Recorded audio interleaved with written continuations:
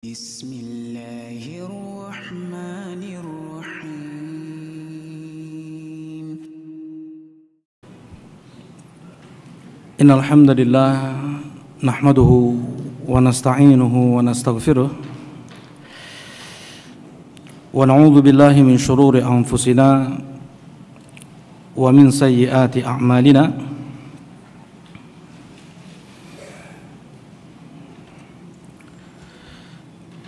Innal hamdalillah nahmaduhu wa nasta'inuhu wa nastaghfiruh wa na'udzu billahi min shururi anfusina wa min sayyiati a'malina. Wa min sayyiati a'malina may yahdihillahu fala mudhillalah wa may yudlil fala hadiyalah. Asyhadu an la ilaha illallah wahdahu la syarikalah wa asyhadu anna Muhammadan abduhu wa rasuluh sallallahu alaihi wa ala alihi wa sahbihi wa sallama tasliman katsira amma ba'd. Qala Allah ta'ala fil Qur'anil Karim, ya ayyuhalladzina amanu taqullaha wa qulu qawlan sadida yuslih lakum a'malakum wa yaghfir lakum dhunubakum wa may yuti'illaha wa rasulahu faqad faza fawzan 'azima. Alhamdulillah bifadlillahi wa rahmatihi wa ihsanih. Kita bersyukur dengan memuji Allah Subhanahu wa taala yang kembali di malam ini Allah Subhanahu wa taala mudahkan kita untuk bermajlis di rumahnya dalam majlis ibadah, dalam majlis ilmu. Mudah-mudahan Allah terima amal ibadah kita dan mudah-mudahan kita terpilih yang dikehendaki kebaikan, yang diinginkan kebaikan oleh Allah Subhanahu wa taala. Jazakallahu khair Bapak. Allah barik fiik. Sebagaimana sabda Nabi sallallahu alaihi wasallam, "May yuridillahu bihi khairan yufaqihuhu fid din." Siapa yang Allah inginkan kebaikan kepada seorang hamba, maka Allah akan berikan untuk dia paham terhadap ilmu agama. Dibangun akidah, ibadah, muamalah dan akhlak seorang muslim dengan hujjah, bukan dengan taklid, bukan dengan kebodohan, bukan ikut-ikutan, tetapi dengan hujjah, dengan ayat Al-Quran dan hadis Nabi sallallahu alaihi wasallam. Terlebih untuk amalan yang selalu kita kerjakan, sering kita kerjakan setiap harinya. Di antaranya adalah pembahasan kita di malam ini, yaitu sifat wudu an-Nabi sallallahu alaihi wa ala alihi wasallam. Ya. Tentang tata cara wudu Nabi yang mudah-mudahan Allah Subhanahu wa taala melimpahkan salawatnya untuk beliau dan untuk keluarga beliau. Nah, disampaikan sebelumnya kapan seseorang diwajibkan untuk berwudu. Sedikit murojaah. Kapan seseorang diwajibkan untuk berwudu? Ya. Apabila mau salat.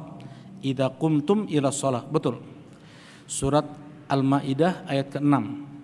Yang kedua, apabila dia hadas. Apabila dia hadas, karena salat tanpa wudu jelaslah tidak sah, sebagaimana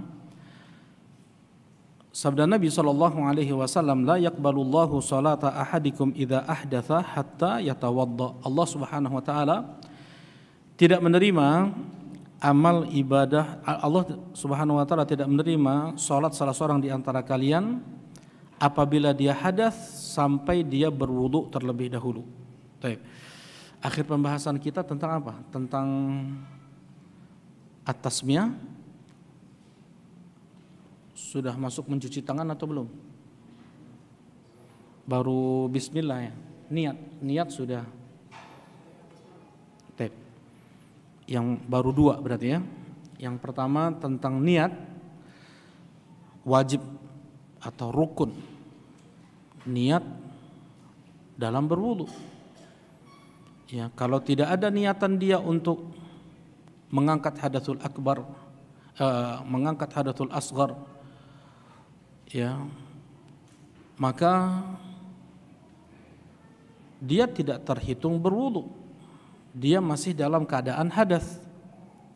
Walaupun ya, menurut sebagian mazhab Syafi'i, ya, ini mazhab Syafi'i, memang sebagian wudu itu bukan untuk mengangkat hadatsul asghar, tetapi untuk al-mubih lis-shalah, untuk membolehkan seseorang itu salat.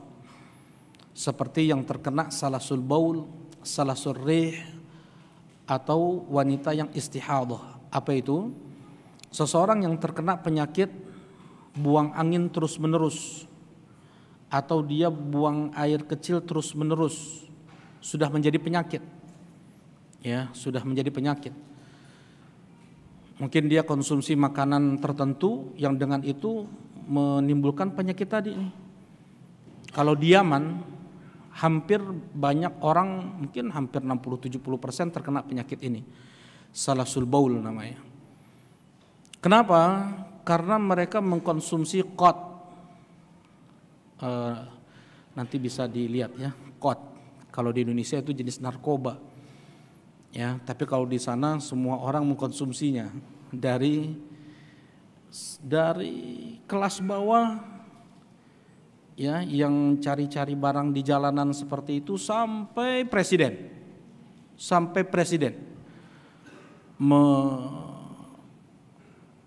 yukhazin atau memakan qat, ya, bisa lihat qat. Oleh Arab Saudi itu diharamkan, ya, dilarang juga untuk dibawa ke Arab Saudi. Tapi kalau di Yaman, di Afrika itu legal. Mabuk memang. Nah, orang yang mengkonsumsi qat, dia akan terkena salasul baul, terus netes air kencing itu netes, dia nggak bisa tahan lagi, terus netes. Nah, karena itu banyak sekali pertanyaan kepada para ulama tentang ini. Bahkan sampai tingkat parahnya salasul mani, ya, sampai salasul mani dari sebab qat tersebut, ya. Nah, ada juga salasul rih, karena makanan tertentu dia mengeluarkan angin terus menerus, nggak bisa dia tahan, ya, atau karena penyakit tertentu. Wanita yang istihadah, apa itu istihadah? Yang keluar darah segar, bukan darah haid, ya, dari kemaluannya. Nah, ini tidak bisa ditahan, terkadang bertahun-tahun, 12 tahun, 10 tahun seperti itu. Nah, bagi mazhab Syafi'i rahimahullah ta'ala, mereka yang seperti itu muhdits, mereka dalam keadaan hadas tetap, mereka ini muhdits, tetap hadatsul asghar ada pada mereka. Ini bagi mazhab Syafi'i, ya. Jadi wudu tersebut diniatkan untuk apa? Untuk menegakkan sholat, bukan untuk mengangkat hadatsul asghar. Jelas ya? Berbeda dengan mazhab yang lain, seperti mazhab Hambali misalnya.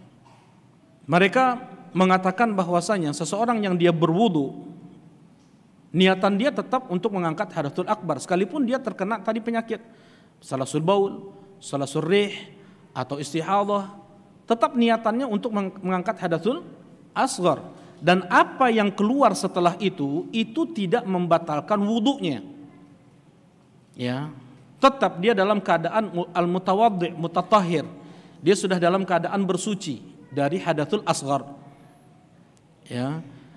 Nah, di tengah sholat keluar, ya, tetap itu tidak membatalkan wudu. Bahkan boleh dengan wudu yang pertama tadi untuk dia lakukan sholat sunnah setelahnya, ba'diyatul zuhur misalnya, ya, atau misalnya dia sholat asar dengan wudu yang pertama itu lagi, selama batalnya itu bukan dengan selain yang dia terkena penyakit itu, gitu ya. Misalnya di salasul baul, Kalau misalnya dia batalnya misalnya yang lain seperti makan daging unta misalnya, nah dia batal seperti ini. Tapi kalau yang keluar hanyalah al-baul, tetesan air kencing saja, itu tetap tidak batal sampai masuk sholat berikutnya. Boleh dia sholat dengan wudu sebelumnya. Jelas insyaallah ya. Baik. Ini madhab Hambali. Barakallahu fikum. Ya, jadi bagi madhab Syafi'i ada 3 niat dalam berwudu itu. Yang pertama untuk sholat, yang kedua untuk mengangkat hadatul asghar, yang ketiga untuk menunaikan faraid al-wudu. Nah, kita kembali.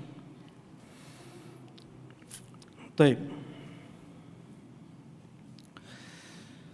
Yang akan kita jadikan panduan untuk tata cara wudu Nabi sallallahu alaihi wasallam adalah hadis Utsman ibn Affan yang dikeluarkan oleh Al-Imam Al-Bukhari wa Muslim. Yang dikeluarkan oleh Al-Imam Al-Bukhari wa Muslim. Nah, An Humran Maula Utsman ibn Affan annahu ra'a Utsmana da'a biwudu'in fa afragha 'ala yadayhi min ina'ihi fa ghasalahuma 3 marrat. Utsman minta untuk didatangkan air wudu. Apa bedanya wudu dengan wudu? Wudu apa? Airnya. Nah, alat untuk bersuci. Sedangkan wudu perbuatannya. Barakallahu fikum. Utsman ibn Affan minta kepada budaknya Humran untuk mendatangkan satu bejana air. Fa afragha 'ala yadayhi min ina'ihi. Kemudian dituangkan ya ke kedua tangannya. Jadi ini dicuci di luar bejana. Ya, yang pertama kali dilakukan adalah air dituangkan dari bejana tersebut, dituangkan ya, ditampung oleh kedua tangan. Fa afragha 'ala yadayhi min ina'i fa ghasalahuma 3. Kemudian dicuci berbarengan. Tidak mendahulukan yang kanan daripada yang kiri. Mencuci kedua tangan di awal wudu. Ingat, dalam bahasa Arab, tangan itu dari pergelangan tangan sampai ujung kuku, dari siku sampai ujung kuku, dari pangkal lengan sampai ujung kuku. Bahasa Arab ini semua yad. Semuanya apa? Yad, tangan. Ya. Nah, karena itu tidak bisa seseorang hanya memahami Al-Quran dan hadis bermodalkan bahasa Arab saja, tetapi harus dipahami Al-Quran dan Sunnah menurut pemahaman Rasulullah Sallallahu Alaihi Wasallam dan para sahabat. Ya, Allah Subhanahu wa taala berfirman, wasariqu wasariqatu faqta'u aydiyahuma. Pencuri laki-laki, pencuri perempuan, potong tangan mereka. Tangan pencuri dipotong dari mana? Karena dalam bahasa Arab di sini tangan, pergelangan tangan, tangan, siku pun tangan, lengan pun apa? Tangan. Nah, di sini harus ada apa? Harus ada penjelasan dari Nabi SAW. Ya. Kemudian pencurian yang sebanyak apa yang ada hukum potong tangan? Apakah kalau seseorang dia mendapatkan dompet di jalan, kemudian dia ambil, memang dia ambil nih, ya, memang dia ambil. Apakah itu dikatakan pencurian? Ya, yang namanya mencuri, as-sariq, pencuri adalah mengambil sesuatu yang sudah tersimpan dengan baik. Kalau itu tidak tersimpan dengan baik, itu namanya bukan pencurian. Nah, jadi ada penyelidikan lagi di mahkamah, di pengadilan Islam. Ya. Kemudian ukurannya berapa? Apakah setiap pencurian itu ada hukum potong tangan?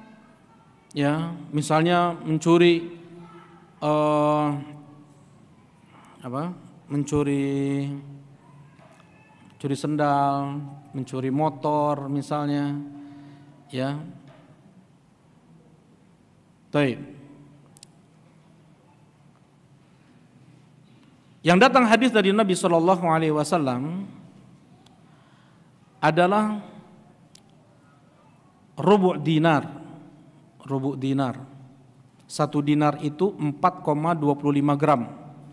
Bagi 4 berarti berapa Ustaz? 1,04, Masya Allah. Jadi kalau dirupiahkan berapa? 1.050.000 lah ya. Dirupiahkan 1.050.000. Kalau barang yang dicuri belum sampai 1 juta, nggak ada hukum potong tangan. Potong tangan itu hanya apabila barang yang dicuri itu sudah mencapai rubu' dinar fasa'idan, 1/4 dinar ke atas. Kalau 1/4 dinar ke bawah nggak ada hukum potong tangan. Jadi intinya semua itu harus ada penjelasan dengan dalil-dalil yang lain, dan bagaimana para sahabat memahami apa yang dipahami oleh mereka dari Nabi SAW. Seperti ini nih. Orang-orang liberal, mereka ketika mendapatkan hadis umirtu an uqatilan nas hatta yashhadu an la ilaha illallah wa anni rasulullah wa yuqimus shalah wa yutuz zakah fa idza fa'alu dzalika asamu minni dima'ahum wa amwalahum illa bihaqqil islam wa hisabuhum 'ala Allah azza wa jalla.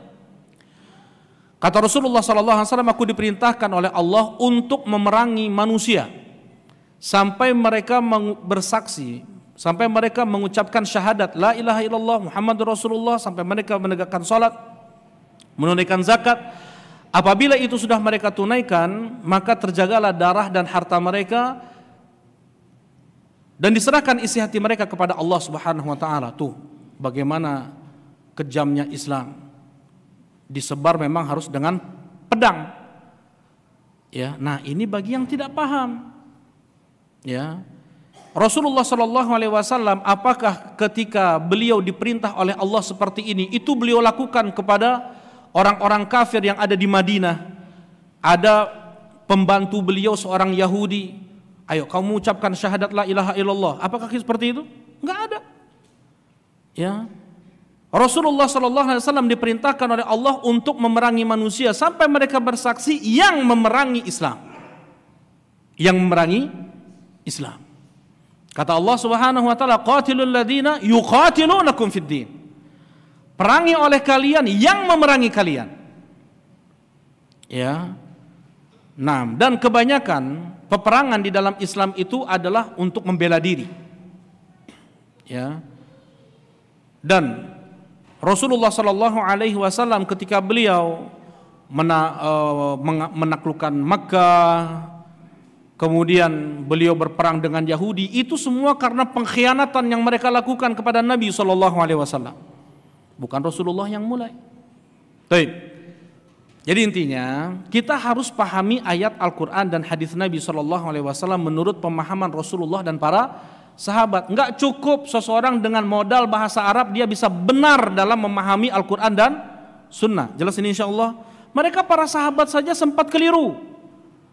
Mereka para sahabat sekarang ini profesornya tuh nggak ada bandingannya apa-apa dengan sahabat Nabi SAW dalam sastra Arab. Profesor sastra Arab sekarang ini nggak ada bandingannya apa-apa dalam ilmu bahasa Arab, dalam ilmu sastra Arab dibanding para sahabat-sahabat Nabi SAW. Ya, jadi setelah zaman sahabat ke bawah itu tidak dianggap lagi bahasa Arab itu. Sekarang ini, maksudnya tidak menjadi acuan, tidak menjadi panduan benar, udah salah semua, udah nggak dipastikan benar. Ya, karena sudah banyak tercampur bahasa Arab dengan bahasa Ajam. Ya. Nah, yang dijadikan acuan ilmu ilmu sorf, ilmu balaghah adalah zaman sahabat ke atas. Zaman jahiliyah. Zaman sahabat sampai ke zaman jahiliyah ke atas sana. Nah, mereka para sahabat saja, tuh. Ini anak sedikit panjang enggak apa-apa. Ini wudu, tapi ini manhaj ya. Ya. Mereka para sahabat saja sempat keliru ketika memahami Al-Quran dengan hanya modal bahasa Arab mereka saja. Ketika turun kepada Rasulullah sallallahu alaihi wasallam ayat di surat Al-An'am, "Alladzina amanu wa lam yalbisu imanahum bidzulm, ulaika lahumul amnu wa hum muhtadun." Mereka yang beriman, yang tidak tercampuri iman mereka dengan kezaliman, mereka akan mendapatkan keimanan dan mereka akan mendapatkan hidayah. Para sahabat terkejut mendengar hadis ini. Mereka datang kepada Nabi dan berkata, "Ya Rasulullah, ayyuna lam yadlim nafsah." Ya Rasulullah, siapa di antara kami yang tidak menzalimi dirinya? Kami pelaku zalim. Sampai setingkat Abu Bakar As-Siddiq radhiyallahu taala anhu pun, "Allahumma inni zalamtu nafsi dzulman katsira." Enggak ada dong yang dapat keamanan di antara kami nanti di hari kiamat ya Rasulullah. Enggak ada dong yang dapat hidayah ya Rasulullah. Kata Rasulullah sallallahu alaihi wasallam, "Innahu laisa kama tadhunnun. Innahu kama qala 'abdun salih Luqman libnihi ya bunai la tusyrik billah innasyirka la dzulmun 'adzim." Itu bukan seperti yang kalian perkirakan. Tetapi kezaliman yang dimaksud dalam ayat di surat Al-An'am ini adalah seperti ucapan Luqman kepada putranya, "Wahai putraku, jangan engkau syirik, karena kesyirikan adalah kezaliman yang sangat besar." Ya, seseorang yang dia beriman dan tidak tercampuri keimanannya dengan kesyirikan apapun, maka dia akan mendapatkan keamanan dan dia akan mendapatkan hidayah. Emangnya ada orang yang dia beriman kemudian dia musyrik? Banyak. Jelas ini ya. Emangnya ada orang yang dia beriman memiliki tauhid, tapi dia pun jatuh juga pada kesyirikan? Wakeh. Ya, tenan. Ya, jadi terkadang ada juga ketika seseorang itu sholat, dia sholatnya sesuai dengan tuntunan Nabi Shallallahu Alaihi Wasallam, dan dilihat niatnya pun ikhlas karena Allah Subhanahu Wa Taala. Tetapi di luar itu dia masih meyakini ta'zim, berlebihan, al-ghulu fi sholihin, berlebihan terhadap orang soleh, seperti sampai sujud ke kuburan nih, tawaf di kuburan. Tapi kalau dia sholat, terkadang dia betul ikhlas untuk Allah. Ya. Karena itu para ulama menyebutkan syarat diterimanya amal itu 3. Yang sering kita dengarkan 2. Yang pertama adalah ikhlas, yang kedua apa? Mutaba'ah sesuai dengan tuntunan Nabi. Para ulama menambahkan satu lagi, apa itu at-tauhid? Yaitu at-tauhid. Karena seseorang terkadang dia betul niatnya ikhlas karena Allah, sesuai sholatnya dengan tuntunan Nabi, tetapi tidak ada tauhid pada hatinya. Tadi, alladzina amanu wa lam yalbisu imanahum bidzulm, ulaika lahumul amnu wa hum muhtadun. Ya, disebutkan beberapa contoh oleh Asy-Syaikh Al-Albani rahimahullahu taala. Intinya tidak cukup seseorang hanya dengan berbahasa Arab saja dia bisa memahami Al-Qur'an dan Sunnah dengan benar. Karena itu kita memahami Al-Quran dan Sunnah menurut pemahaman Rasulullah Sallallahu Alaihi Wasallam dan para sahabat. Ya, kata Rasulullah Sallallahu Alaihi Wasallam, kulluhum finnar, semuanya di neraka, 73 golongan itu kecuali satu. Siapa mereka itu ya Rasulullah? Man huwa mithl anal yaum wa ashabi, yang seperti aku dan sahabatku hari ini dalam berislam, dalam memahami Al-Quran dan Sunnah. Taib. Nah, barakallahu fikum, kita kembali. Nah, jadi ketika membasuh tangan di awal wudu itu tangan dari pergelangan tangan sampai ujung kuku, ya, dan dilakukan berbarengan, tidak didahulukan yang kanan dari yang kiri. Di sini hadisnya. Faghasalahuma thalatha marrat. Beliau mencuci keduanya langsung apa? 3 kali. Ya, maksudnya langsung mencucinya itu berbarengan seperti itu. Jadi apa saja yang didahulukan yang kanan dari yang kiri dalam berwudu, mencuci tangan yang sampai siku, kemudian apa lagi? Kaki, terus apa lagi? Kalau kumur-kumur, nggak kanan dulu. Barakallahu fiik. Nah, yang didahulukan kanan dari yang kiri, hadis Aisyah radhiyallahu taala anha, karena Rasulullah sallallahu alaihi wasallam yujibuhu tayammun. Rasulullah sallallahu alaihi wasallam beliau menyukai yang sebelah kanan, fitanaulihi, ketika memakai sandal, wa tarajjulihi. Apa tarajjul?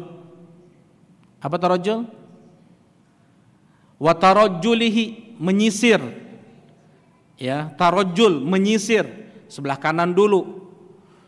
Fitanaulihi wa tarajjulihi wa tuhurihi wa fi sya'nihi kullihi. Wa tuhurihi, ketika beliau bersuci, ketika beliau berwudu atau mandi janabah, sebelah kanan dulu. Ya, ketika memandikan jenazah pula kan kata Rasulullah, ibda'na bimayaminiha. Kata Rasulullah kepada Ummu siapa? Allah musta'an, lupa nane. Nah, Ummu siapa? Umirna, Allah musta'an, lupa. Di sana ada ibu-ibu yang masya Allah yang cekatan gitu ya di zaman Nabi Shallallahu Alaihi Wasallam. Ummu siapa namanya? Ada yang ingat? Untuk memandikan jenazah, untuk mengkondisikan, untuk ya koordinator ibu-ibu di zaman Nabi. Ini beliau nih, siapa nama lupa anak qadarullah. Untuk sholat Id, untuk mandikan jenazah. Rasulullah bilang kepada ibu tersebut ketika memandikan putri beliau Zainab, dahulukan sebelah kanannya. Ya, jadi didahulukan sebelah kanan pun ketika bersuci. Ya. Nah, wa fi sya'nihi kullih, dan untuk urusan-urusan beliau yang lain, memakai baju dahulukan sebelah kanan, tangan kanan. Kemudian kalau cukur rambut, apa yang disunahkan ke tukang cukur? Ya, sebelah kanan dulu, al-aiman. Ya, Rasulullah ketika mau digundul, ketika haji wada, Rasulullah datang ke tukang cukur, kemudian bilang al-aiman, sebelah kanan dulu. Nah, al-aiman, yamin, diambil dari kalimat al-yuman, artinya barakah. Karena itu kanan dikatakan yamin, bahasa Arabnya adalah yamin karena berberkah tangan kanan itu. Baik. Nah, dalam hadis Aisyah ini memang didahulukan yang kanan. Tetapi apa saja yang datang dari Nabi SAW mendahulukan yang kanan dari yang kiri ketika berwudu, hanya ketika mencuci tangan yang sampai siku dan mencuci kaki, itu saja. Ya, selebihnya tidak dahulukan yang kanan dari yang kiri. Barakallahu fikum. Nah, fagosalahu thalatha marrat. Nah, di sini dicuci 3 kali. Setelah 1 kali dituang lagi, dicuci lagi, ya, dituang lagi, dicuci lagi. Ini hukumnya sunnah. Mencuci kedua tangan di awal wudu hukumnya sunnah, dan ini dilakukan di luar bejana, ya, tidak dicelupkan dulu tangan. Summa adkhala yaminahu fil wudu, ya. Kemudian Rasulullah Shallallahu Alaihi Wasallam, kalau di sini Utsman, nanti Utsman aku melihat ini Rasulullah melakukan. Jadi Rasulullah Shallallahu Alaihi Wasallam memasukkan tangan kanan beliau ke dalam bejana, ke dalam gayung, ke dalam ember. Ya, sebagian madhab atau sebagian orang mengatakan ini adalah air apa? Mustakmal jadinya. Jadi air bekas tuh yang di bejana nggak boleh lagi dipakai, kan begitu? Ini hadis sebagai bantahan untuk pendapat tersebut. Rasulullah Shallallahu Alaihi Wasallam beliau langsung memasukkan tangan kanan beliau ke dalam bejana, ya, tidak dituang di luar bejana. Yang dituang di luar bejana tadi untuk mencuci kedua tangan yang dicuci bersamaan. Setelah bersih tangan beliau, ya, beliau untuk berkumur-kumur, untuk istinsyak, istinthar, mencuci wajah, langsung tangan beliau masuk ke dalam bejana, ya. Dan bahkan ketika hadatsul akbar sekalipun, seseorang hadatsul akbar nih, ya, junub, Rasulullah Shallallahu Alaihi Wasallam beliau terkadang mandi bareng dengan istri beliau Aisyah, terkadang mandi bareng juga dengan Ummu Salamah. Mereka menceritakan naghtarifu minha jami'an, kami bergantian mengambil gayung. Kami bergantian berbarengan mengambil gayung. Berarti apa? Ada tetesan air yang netes ke dalam ember tersebut nih, dan belum selesai mandi janabah mereka nih. Ya, ada sebagian orang kalau seperti itu maka tidak air mustakmal tersebut merusak air, dan ini lemah. Wallahu a'lam. Hadis-hadis yang datang muttafaqun alaih bantahan untuk itu. Jelas ini insyaallah. Barakallahu fikum. Jadi tetap boleh dipakai. Bahkan datang hadis lagi, kami di zaman Nabi Shallallahu Alaihi Wasallam kami berwudu berbarengan. Kami berwudu berbarengan. Ada kubangan air, ya, ada kubangan air kan dulu di musola-musola kampung, ada biasanya kolam-kolam kecil, ya. Nah mereka seperti itu dulu ada di zaman Nabi Shallallahu Alaihi Wasallam, dan kami berwudu bareng. Ya, berarti udah berapa kali mustakmal atau udah hijau mungkin tuh air tuh, ya. Nah, barakallahu fikum. Insyaallah kita lanjutkan ba'da al-isya. Alhamdulillah wa sallallahu ala rasulillah. Assalamualaikum warahmatullahi wabarakatuh.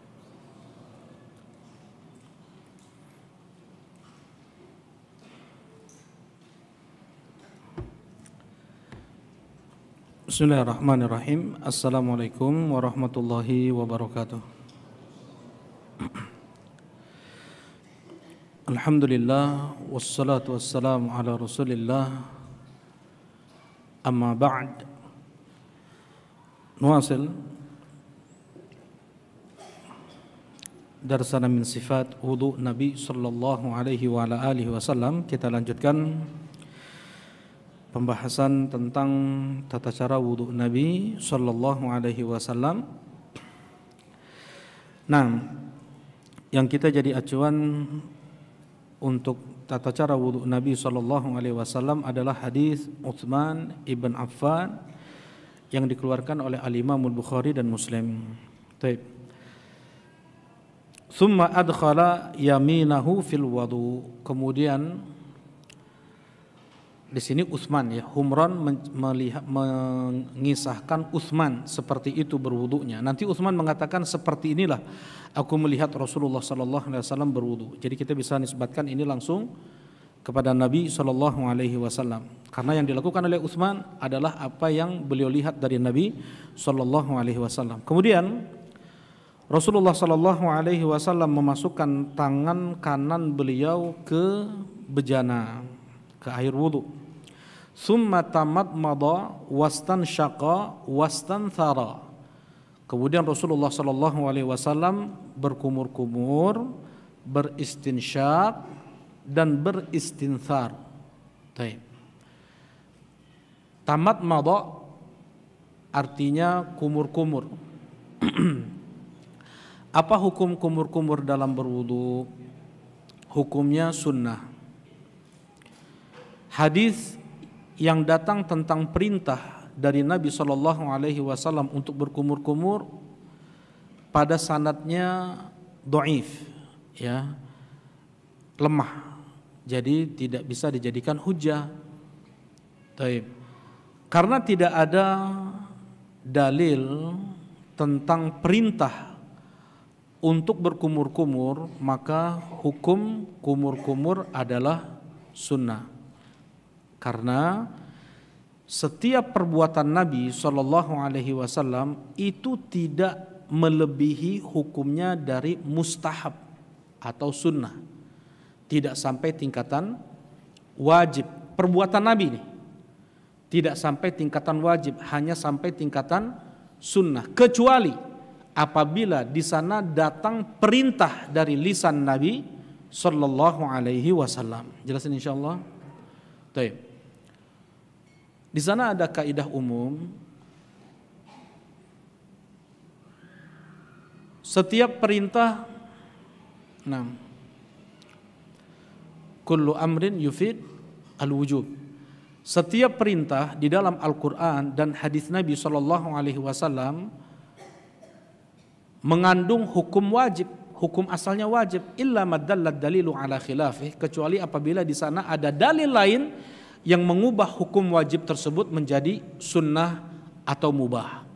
Ya, jadi hukum asal perintah yang datang dari ayat Al-Quran dan hadis Nabi, hukum asalnya adalah wajib. Kecuali apabila di sana datang dalil lain yang mengubah hukum wajib tersebut menjadi sunnah atau mubah. Jelas ini ya. Tapi kalau hanya sekedar datang dari perbuatan Nabi Shallallahu Alaihi Wasallam yang tidak didukung dengan perintah dari lisan beliau, maka hukumnya apa? Sunnah, tidak sampai tingkatan wajib. Nah sekarang kumur-kumur itu perbuatan Nabi. Jelas ini? Itu adalah perbuatan Nabi. Dan memang betul ada perintah dari Nabi SAW untuk berkumur-kumur. Ya, baligh fil madmadah. Ya, berlebih-lebihanlah kalian dalam berkumur-kumur. Tetapi hukumnya itu, hukum sanadnya itu dhaif. Ya.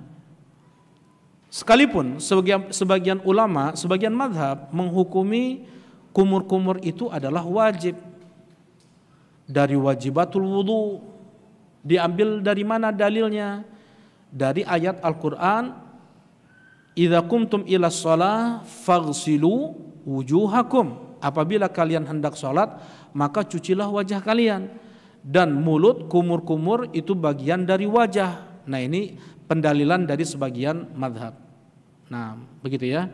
Tapi kalau anak sendiri berpendapat itu hukumnya sunnah. Tadi mencuci kedua tangan hukumnya apa? Sunnah. Berkumur-kumur, anak pendapat anak ya, hukumnya adalah sunnah. Karena dalil yang datang tentang wajibnya perintah untuk berkumur-kumur, hadisnya dhaif. Wallahu a'lam. Baik.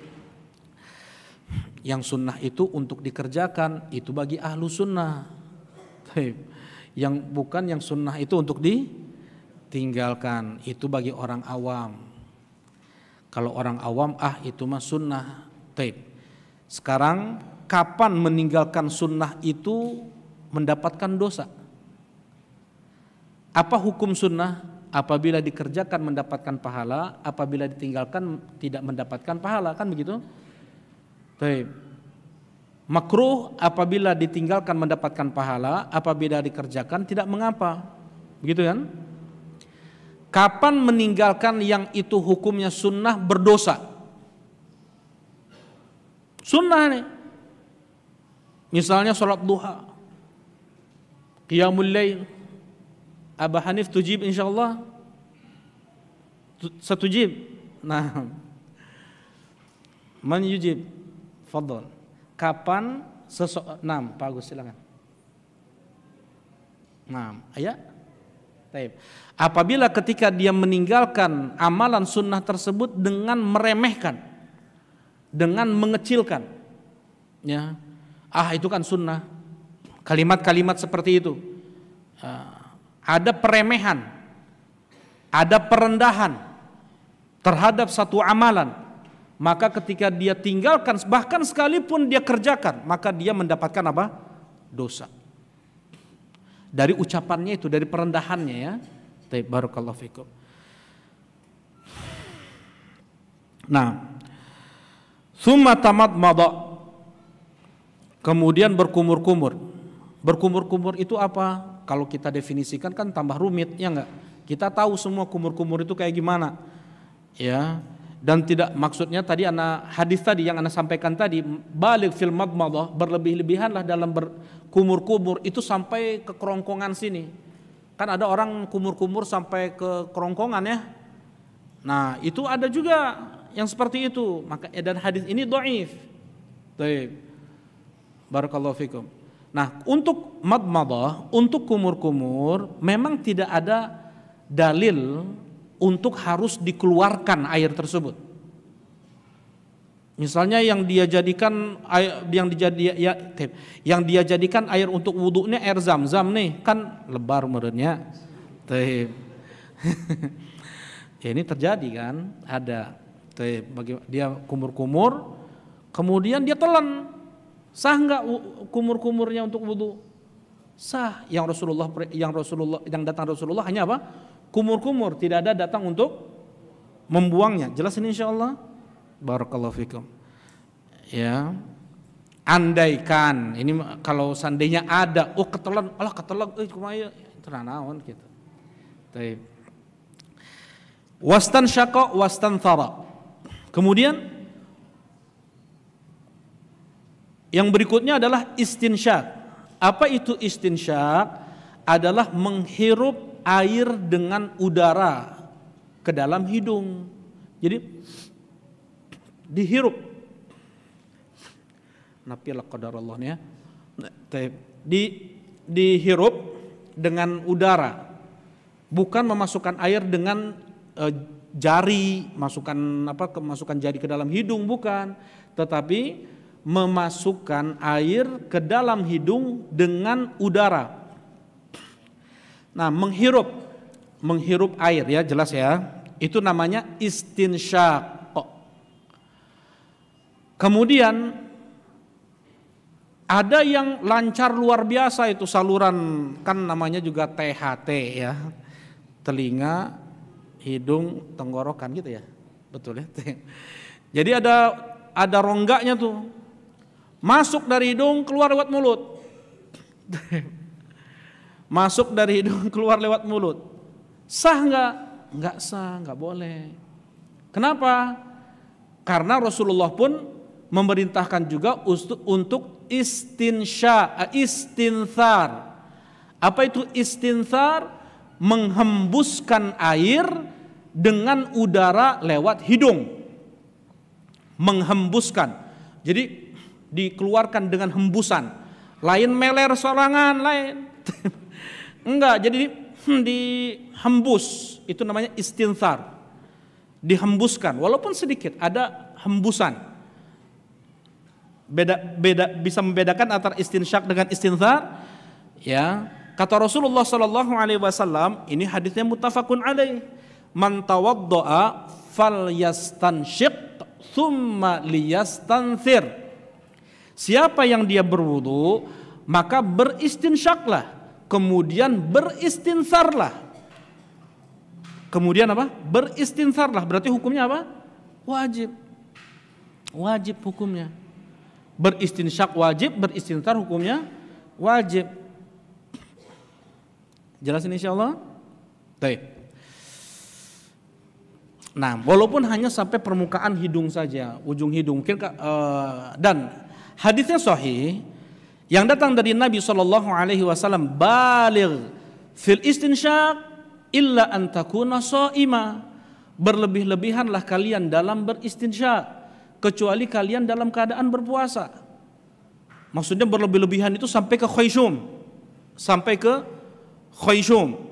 Khayshum adalah rongga di balik hidung, di belakang hidung. Ya. Tempat keluar gunnah dalam makhrarijul huruf, ada makhrajul gunnah, ya, ada tempat keluar gunnah, yaitu mim musyaddadah, nun musyaddadah, idgham bi gunnah, ikhfa, iqlab, atau yang betul adalah qalb bukan iqlab. Nah, itu semua ada dengung. Nah, dengung itu keluarnya dari khayshum. Dengung itu keluarnya dari khayshum. Nah, minna nun musyaddadah misalnya. Kalau ditutup hidung, berhenti dengung, berarti benar keluarnya dari itu tuh, dari hidung tuh. Tapi kalau ditutup hidung masih keluar juga dengungnya, itu ada bocor-bocor tipis tuh. Ya, jadi Khayshum itu apa? Tempat keluar gunnah, mim musyaddadah, nun musyaddadah dan yang lainnya. Baik.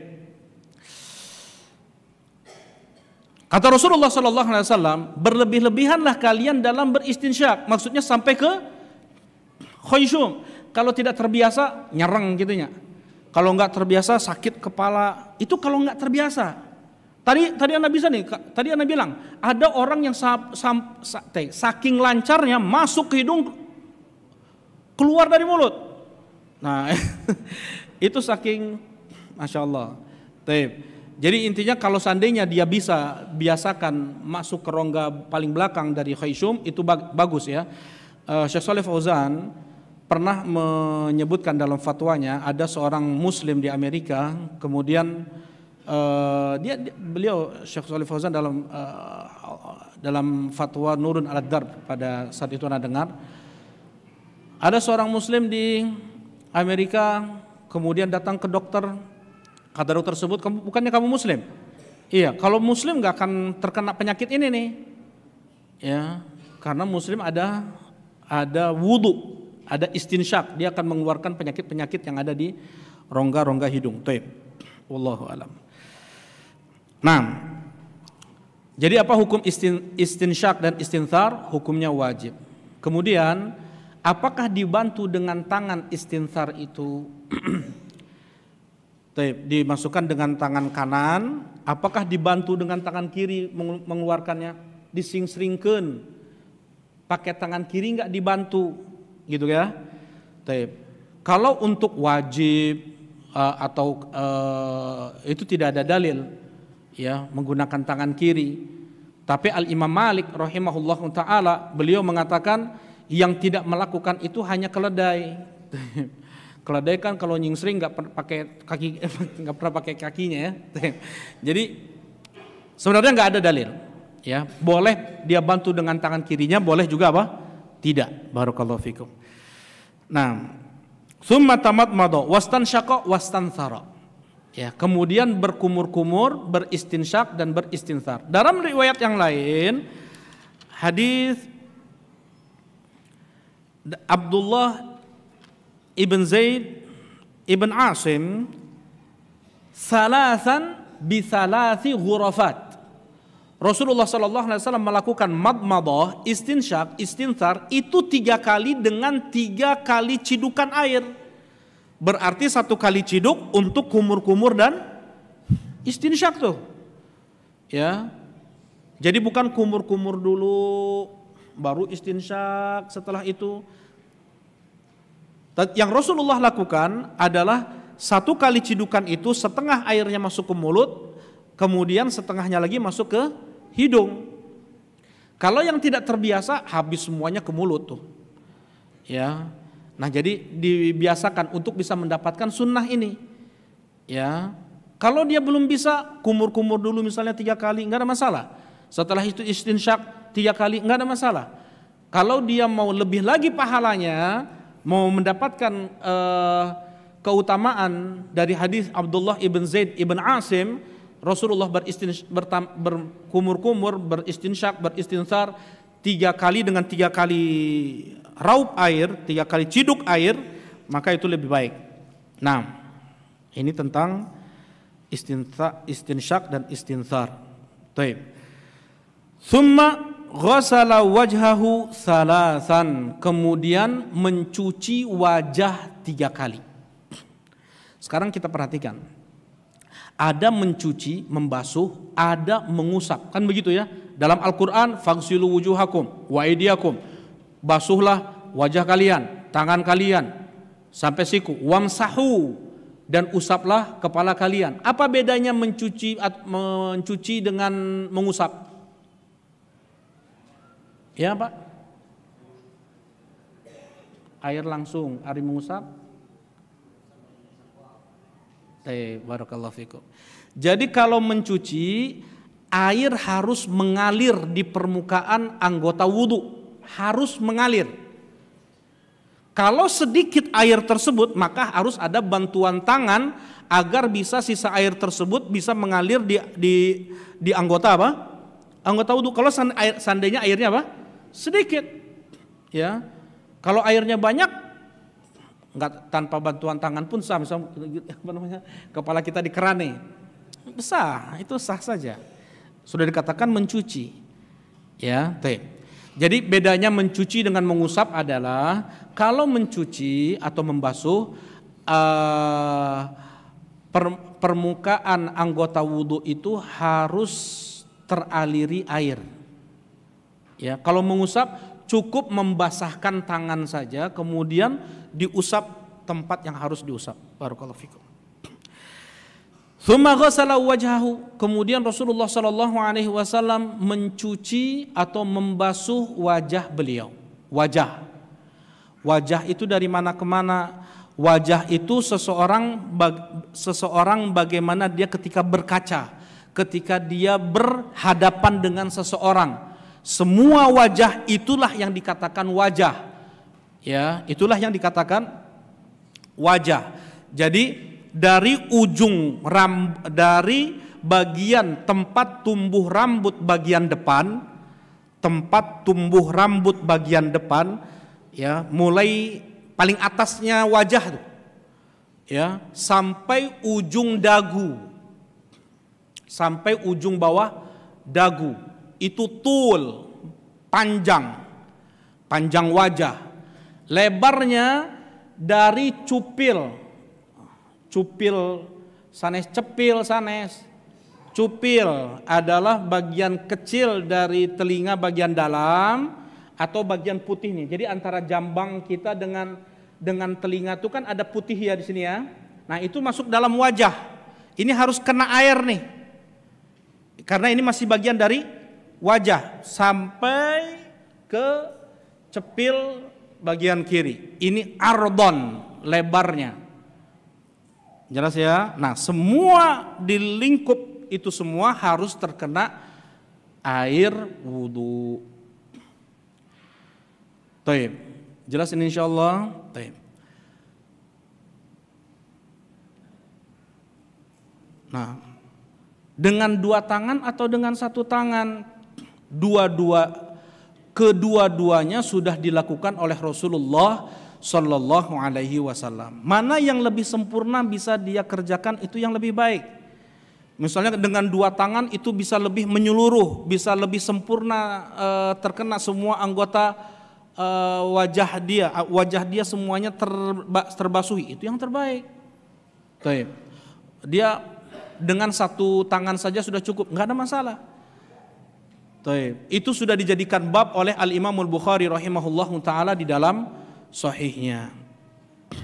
Nah, tsumma ghassala wajhahu salasan, kemudian mencuci wajah beliau 3 kali. Ya. Di sini dahulukan yang kanan dari yang kiri atau tidak Abu Daud? Maksudnya yang kanan enggak ya. Jadi kalau seandainya dia dengan dua tangan langsung, ya, barakallahu fikum. Nah, wa yadaihi ilal mirfaqaini salasan, mencuci wajah itu rukun dari rukun-rukun wudu karena disebutkan di dalam ayat ke-6 di surat Al-Maidah, nanti akan kita bahas. Wa yadaihi ilal mirfaqaini salasan, kemudian mencuci tangan sampai ke siku 3 kali. Nah, karena tadi memasukkan tangan kanan ke bejana berarti mencuci tangan sampai ke siku, begitu kan? Ya. Dengan lafadz ini berarti ada mencuci itu dari ujung kuku sampai ke ujung siku kan kayak gitu. Tapi ini ya bisa dipahami seperti itu. Ada sebagian ulama mengatakan itu adalah sunnah. Ada sebagian ulama bebas. Seseorang apabila mau mencuci tangannya itu dari siku dulu sampai ke ujung kuku, nggak ada masalah sama sekali. Ya, yang jelas mencuci tangan dari ujung kuku sampai siku. Ya, dicuci 3 kali. Nah, di sini dahulukan yang kanan dari yang kiri. Didahulukan yang kanan dari yang kiri. Bagaimana mendahulukan yang kanan dari yang kiri itu, Kang Cucu? 3 kali 3 kali. Gimana maksudnya 3 kali 3 kali? Yang kanan dulu sekali, 3 kali, terus gini-gini. Oh iya. Nah, selesaikan dulu mencuci tangan 3 kali yang kanan, kemudian 3 kali yang kiri. Enggak perlu selang-seling gitu ya. Enggak perlu. Kalaupun selang-seling sah enggak? Ya sah aja. Tapi di sini tidak mendahulukan yang kanan dari yang kiri, dia selang-seling berarti. Wa yadaihi ilal mirfaqaini thalathan, berarti siku kena juga. Ya. Ada sebagian ulama berijtihad sampai ke bahu. Sampai ke bahu sini nih. Di antaranya Abu Hurairah radhiyallahu taala anhu, sahabat Nabi SAW, karena beliau memahami hadis Nabi SAW, inna ummati yud'auna yaumal qiyamati ghurran muhajjalina min atharil wudu. Sesungguhnya umatku nanti diseru di hari kiamat dalam keadaan ghurran, wajah mereka, kepala mereka bercahaya, tangan dan kaki mereka bercahaya karena bekas wudu yang mereka amalkan ketika di dunia.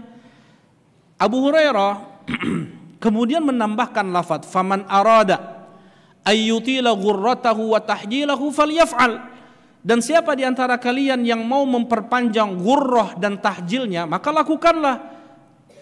Ini kalau dalam ilmu salah hadis ya, ini mudraj.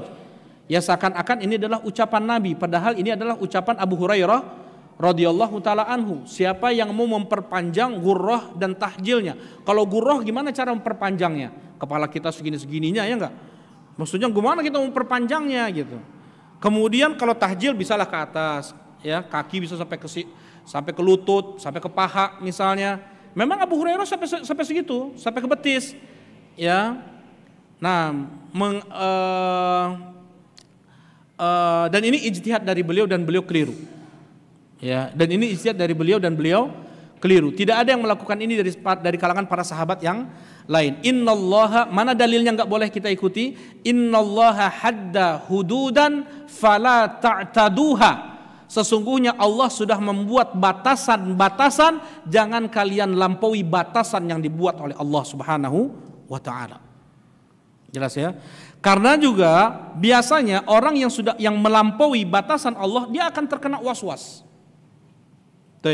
Ini diantara sebab munculnya penyakit. Ya, wa yadaihi ilal mirfaqaini thalathan, mencuci kedua tangan sampai ke siku 3 kali. Tsumma masaha bi ra'sihi, kemudian mengusap kepala, bi ra'sihi. Ya, huruf ba di sini lil ilsaq, dan itu kepala memang. Ya, untuk mengusap kepala datang dari Rasulullah 3 cara. Yang pertama, apabila dia tidak memakai serban, maka yang datang dari Nabi SAW dari hadis Abdullah ibn Zaid ibn Asim adalah bada'a bi muqaddami ra'sihi. Rasulullah memulai dari bagian depan kepala beliau. Kepala dari mana tempat mulainya? Rambut bagian depan. Ya, kalau misalnya udah botak nih sampai ke belakang, tetap di mana dia dulu tumbuh rambut di bagian depannya, di situ dia mulainya. Ya, jangan pas di mana ada rambut. Ya, hadisnya bilang kepala, bukan apa? Bukan rambut. Tadi juga sudah disampaikan yang namanya muka itu dari tempat tumbuhnya rambut bagian depan. Nah, kepala mulainya dari tumbuhnya rambut bagian depan, bada'a bi muqaddami ra'sihi, dimulai dari bagian depan kepala beliau, hatta dhahaba bihi ma ila qafah, kemudian ditarik ke belakang sampai bagian belakang kepala beliau, yang enggak nyampe leher, enggak nyampe tengkuk, hanya bagian kepala saja, enggak sampai tengkuk. Tsumma raddahuma, kemudian dikembalikan lagi ilal makanil ladzi bada'a min, sampai ke tempat di mana dia memulainya. Jadi Rasulullah mengusap kepala seperti ini. Kayak gitu. Ya, kalaupun Sekali saja cukup. Dia sudah dikatakan mengusap kepala.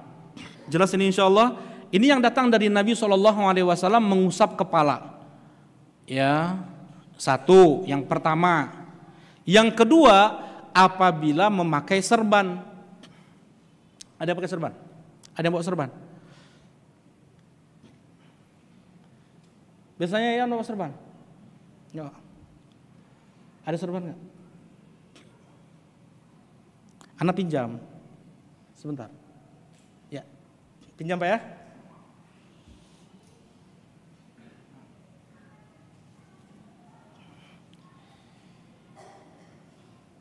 Pak, anak nggak apa-apa nih.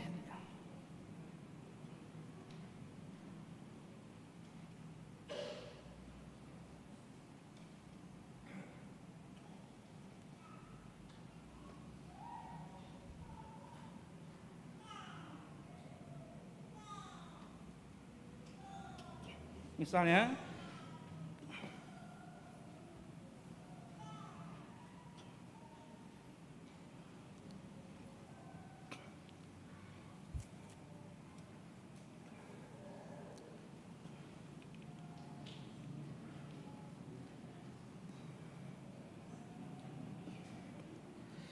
Anda pakai serban gini nih. Wudunya gimana?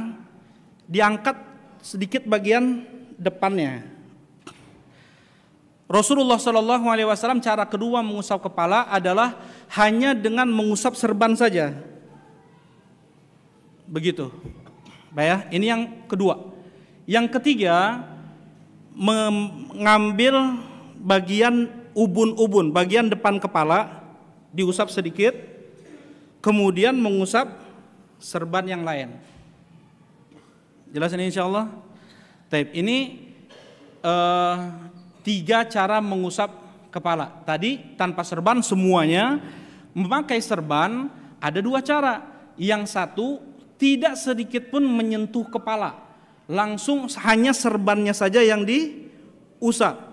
Yang ketiga diambil, ya ditarik sedikit, kemudian diambil ubun-ubun kepala sedikit, bagian depan kepala diusap sedikit, ya. Nah ini yang kalau kita lihat ada sebagian kaum muslimin bagian ke depan kepalanya kayak gitu ya. Nah pakai dalil ini nih, Imam Syafi'i pakai dalil ini, bagian depan kepalanya diusap sedikit, kemudian sisanya baru ini Pak. Baru diusap.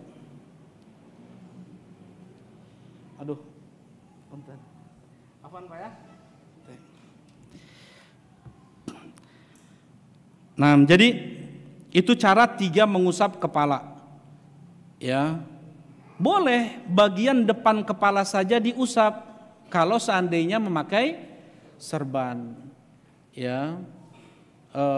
Dan tidak pernah dinukilkan dari Nabi SAW bagian depan kepala saja diusap kalau seandainya beliau tidak memakai serban. Kalau memakai peci harus dilepas pecinya semua, nggak boleh apa, hanya mengusap peci misalnya. Nah untuk ibu-ibu khimar, sebagian khimar itu ribet cara memakainya, ya, maka mempunyai hukum serban, mempunyai hukum imamah, hukum serban. Yang anak pakai tadi itu bahasa Arabnya adalah imamah. Imamah, ma ya'um ar-ra's, macam-macam. Ya, ada gaya Yaman, ada gaya Oman, ada gaya Imarat, Abu Dhabi, ada Dubai, ada kalau Arab Saudi jarang. Mereka pakai kutroh namanya. Ya itu juga, tapi dikhimarkan, diselendangkan. Itu nggak bisa pakai, nggak bisa hukum mengusap, nggak ada hukum serban. Nah untuk khimar yang dipakai oleh wanita terkadang kan ribet, ya cara penggunaannya. Nah itu mereka pun cukup hanya dengan apa? Mengusap khimarnya saja, tidak perlu sampai dilepas khimarnya atau dari dalam misalnya, nggak perlu. Barakallahu fikum. Nah,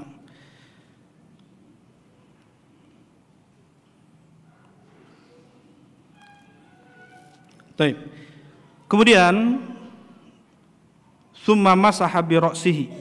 Ya, tsumma masaha bi ra'sihi. Itu 1 kali. Setelah mengusap kepala, kemudian mengusap telinga. Setelah mengusap kepala, kemudian mengusap telinga. Ya. Datang hadis zahiran wa batinan, bagian dalam dan bagian luar. Ya. Bagaimana dengan telunjuk dimasukkan ke dalam lubang telinga, kemudian bagian luar telinga diusap dengan ibu jari.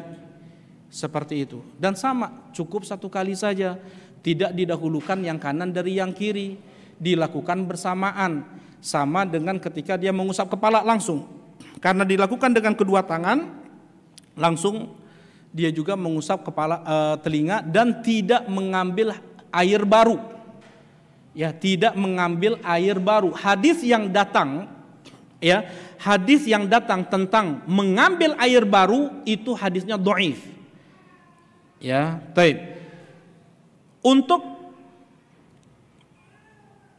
mengusap kepala, ya, untuk mengusap kepala, apakah dia wajib untuk mengambil air baru setelah membasuh tangan atau tidak? Jelas ini insyaallah? Permasalahannya jelas?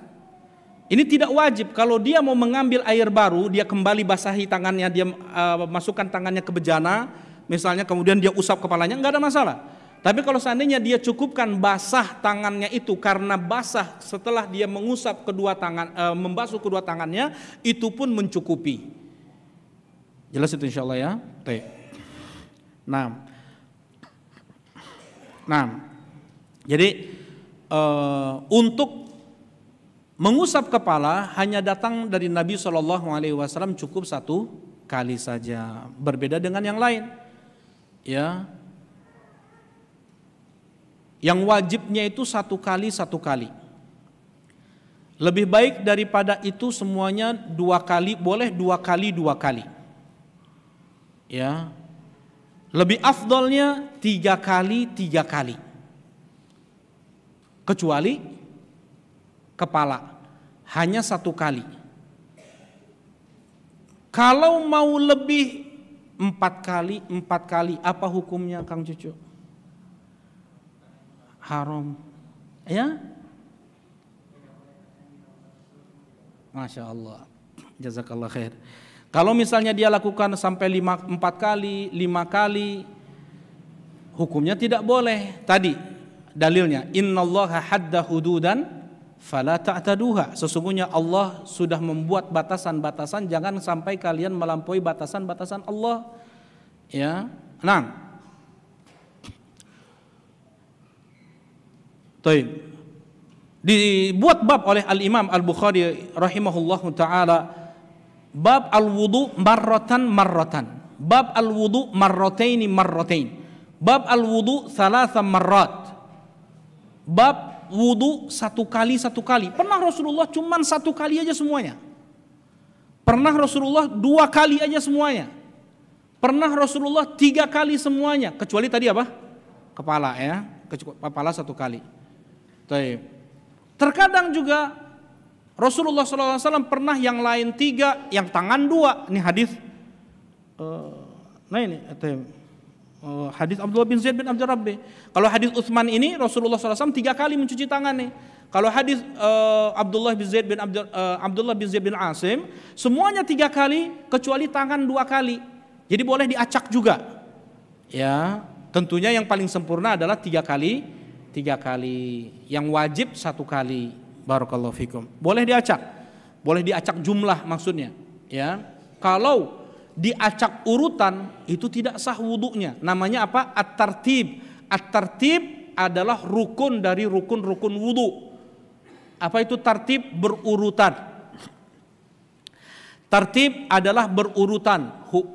Hukumnya rukun dari rukun-rukun wudu. Kalau dia acak dari kaki ke kepala, kemudian tangan, wajah, yang seperti itu hukum wudunya apa? Tidak sah. Selesaikan dulu satu lagi sebentar. Thumma ghasala kilta rijlai thalathan. Kemudian mencuci kedua kaki 3 kali. mencuci kedua kaki, Allah Subhanahu wa taala menyebutkan wa arjulakum ilal ka'bain. Ya, cucilah kaki kalian sampai ke mata kaki. Mata kaki, satu mata kaki ada berapa mata kaki? Ada dua ya, kanan kiri. Bukan yang di depan itu tanda sila, itu bukan itu ya. Ada nggak tanda sila? Nggak ada. Ya, bukan yang di depan kaki, bukan, yang di sebelah kanan dan sebelah kiri. Jadi enggak, orang-orang Syiah mengatakan satu kaki ada satu mata kaki. Ya. Yang betul satu kaki ada berapa mata kaki? Ada dua mata kaki. Nah, cuman sampai situ saja. Sampai situ saja dicuci kaki itu. Sampai mata kaki. Nah, 3 kali dicuci. Ya.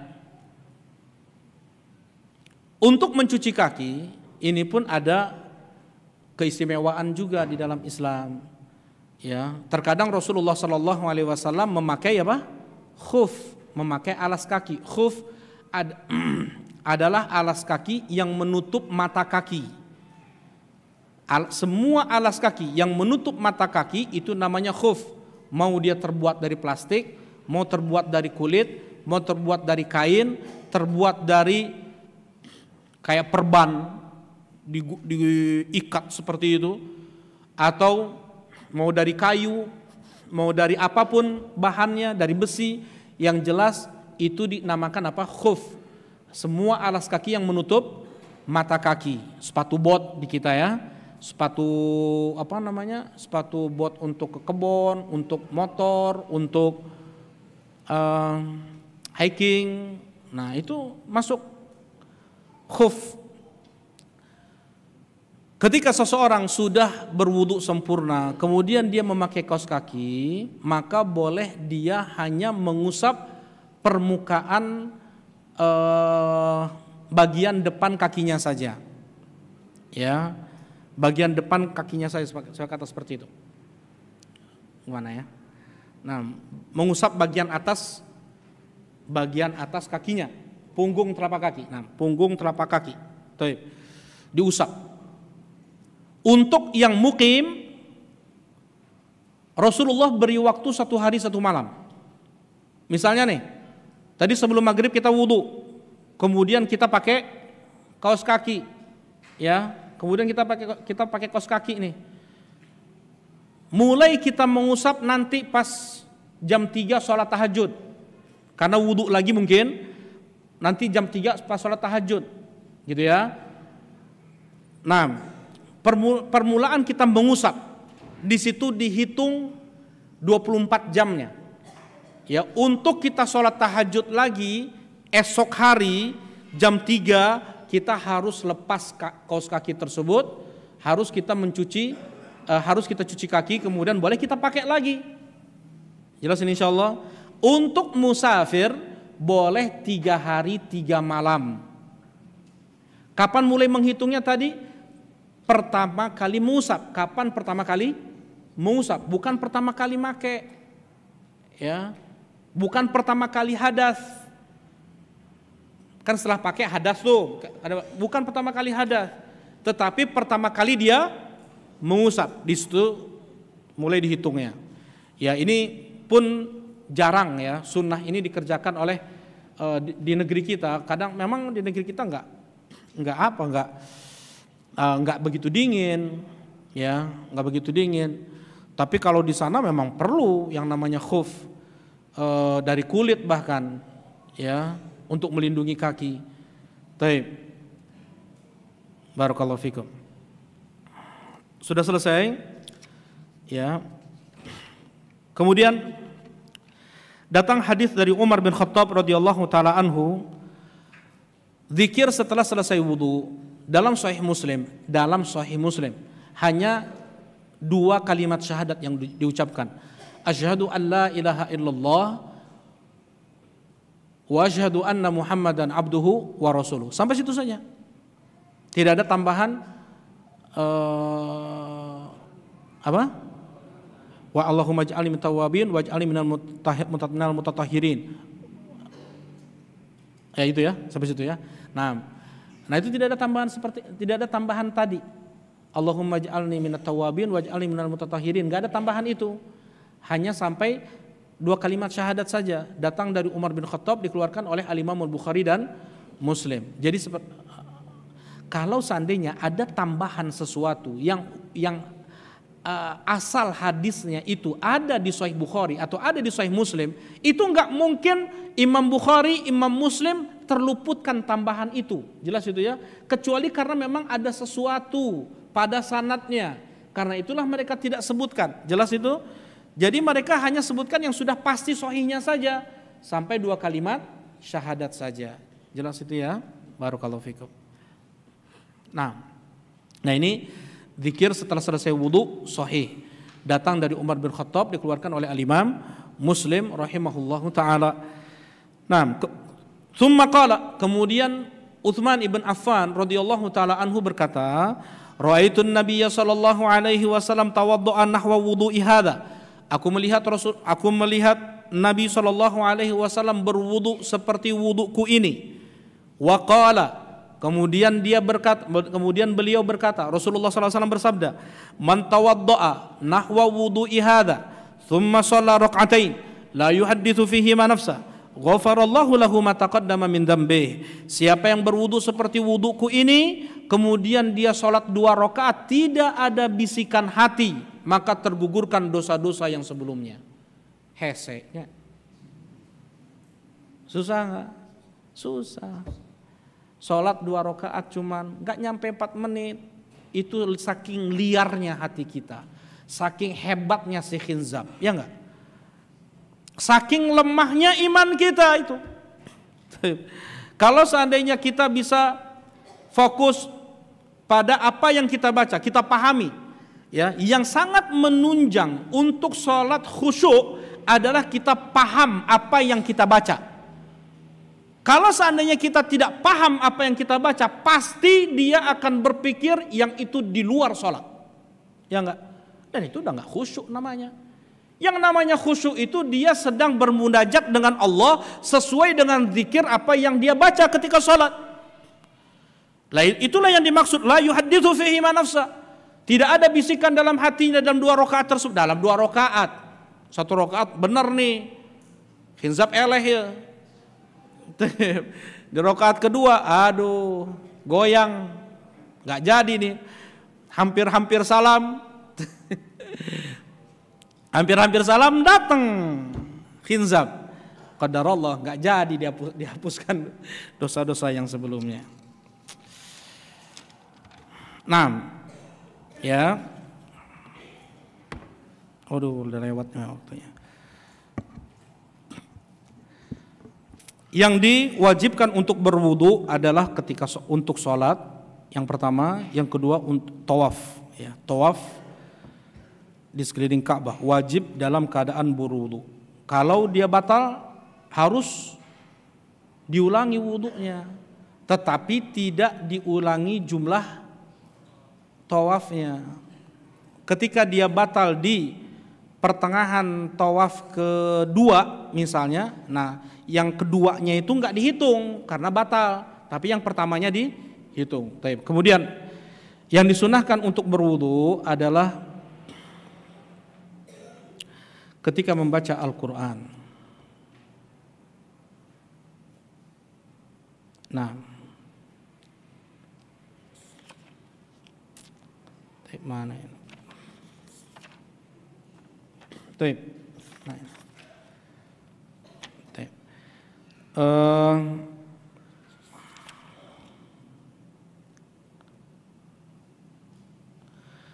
Disunahkan berwudu ketika seorang suami mau kembali mendatangi istrinya. Disunahkan berwudu ketika mau tidur. Disunahkan berwudu, ya. Disunahkan berwudu ketika hendak tidur. Terlebih ketika dia dalam keadaan junub. Nah, apa saja pembatal wudu? Yang pertama adalah ma kharaja minas sabilain, apapun yang keluar dari 2 lubang kemaluan. al-qubul wad dubur. Ya. Baik itu kotoran atau angin atau ulat, cacing, serangga, batu yang keluar, itu semua membatalkan wudu. Ya. Nah, kemudian yang berikutnya adalah hilangnya akal. Ya. Memegang kemaluan. Man massa dzakarahu falyatawadda. Siapa yang memegang kemaluannya maka berwudulah. Yang keempat, makan daging unta. Makan daging kambing. Ya Rasulullah, atawadda min lahmil ghanam in syi'ta. Kalau kamu mau silakan wudu. Kalau enggak pun enggak apa-apa. Ya Rasulullah, apakah aku berwudu setelah makan daging unta? Naam, kata Rasulullah. Iya, engkau harus berwudu setelah makan daging unta. Ya. Nah, kemudian setelah tidur yang lelap. Tidurnya harus tidur yang lelap. Kalau tidur ayam seperti itu tidak membatalkan wudu. Para sahabat Nabi tidur ayam, tahu ya? Nah, tidur ayam itu tidak membatalkan wudu. Nah, kemudian menyentuh wanita batal wudu nggak? Wanita bukan mahram, batal wudu nggak? Ya? Menyentuh Yayan, anak tanya Yayan. Haram. Istri mahram bukan? Istri mahram bukan? Bukan kan? Istri bukan mahram. Halal dengan akad nikah. Disentuh istri setelah wudu, batal nggak? Jadi nggak haram semuanya kan? Iya. Menyentuh wanita yang bukan menyentuh wanita, apa hukumnya? Apakah membatalkan wudu atau tidak? Ini khilaf ya di kalangan para ulama. Jelas ayat di dalam Al-Qur'an lafadznya adalah lamastumun nisa. Kalau kalian menyentuh wanita. Ya, menyentuh wanita. Kalau kalimatnya adalah lams, memang menyentuh. Menyentuh saja sudah membatalkan wudu. Kalimat lafadz Al-Qur'an itu seperti itu. Ya, tetapi Abdullah ibn Abbas, beliau ahli tafsir, beliau tahu maksud dari ayat tersebut. Maksudnya beliau dengan jelas mengatakan maksudnya adalah al-jima'. Lams maksudnya adalah al-jima'. Bukan hanya menyentuh. Karena banyak hadis datang dari Nabi sallallahu alaihi wasallam, dari Aisyah radhiyallahu taala anha. Rasulullah sallallahu alaihi wasallam setiap mau pergi ke masjid, Rasulullah SAW mencium istri beliau. Beliau mencium Aisyah dulu. Ya. Bahkan dalam keadaan beliau berpuasa, berwudu, sebelum pergi ke masjid beliau cium istri beliau dulu. Istri tadi mahram atau bukan? Bukan mahram. Ya enggak? Bukan mahram. Nah, kalau seandainya dia menyentuh wanita, ya, kemudian ada yang keluar dari kemaluannya, entah itu madhi, itu yang membatalkan wudu. Jelas itu ya? Atau dia menyentuh istrinya sendiri, kemudian keluar madhi, itu yang membatalkan wudu. Bukan karena sentuhannya. Jelas ini insyaallah? Karena yang dimaksud dari ayat lams adalah apa? Al-jima'. Sebagaimana ini tafsir dari siapa? Abdullah ibn Abbas. Nah, kemudian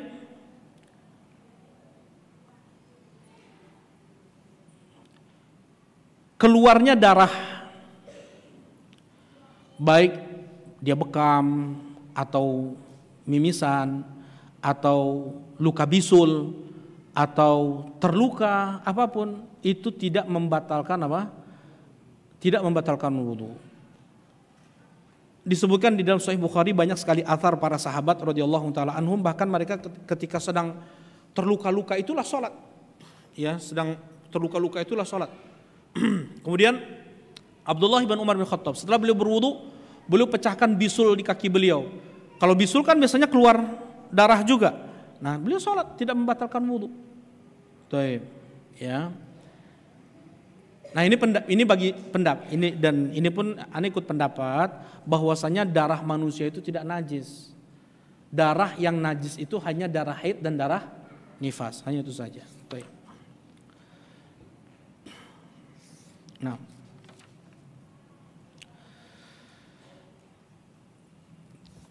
kemudian juga muntah itu tidak membatalkan al-wudu. Barakallahu fikum.